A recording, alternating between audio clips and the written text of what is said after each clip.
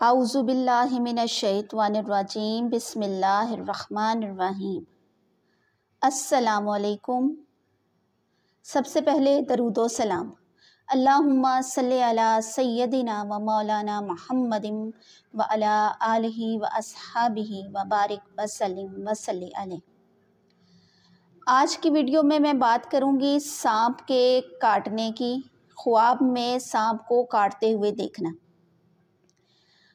इसकी मुख्तलिफ़ सूरतें होती हैं। जिस तरह से आप ख्वाब देखते हैं उस तरह से इसकी मुख्तलिफ़ ताबीरें होती हैं। जैसे सांप को ख्वाब में डसते हुए देखना, सांप को ख्वाब में देखना, या सांप को अपने ऊपर गालिब देखना, या सांप को आप मार दें ख्वाब में। तो इनकी मुख्तलिफ़ सूरतें हैं, तो आज हम इसको डिस्कस करते हैं। तो चलें वीडियो का बाकायदा आगाज़ करते हैं।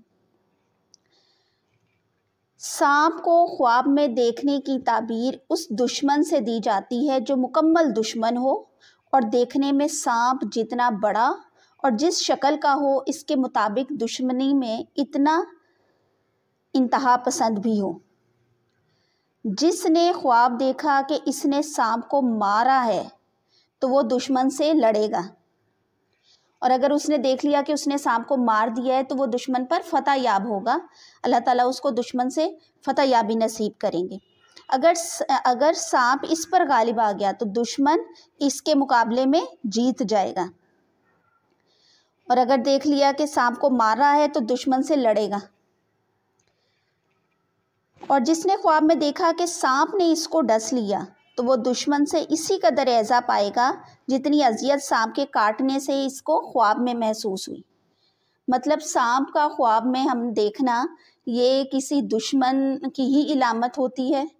अब मैं इंशाल्लाह अगली वीडियो में ये भी डिस्कस करूँगी कि सांप अगर काले रंग का देखते हैं या मुख्तलिफ और रंगों का देखते हैं तो उसका क्या ताबीर होती है।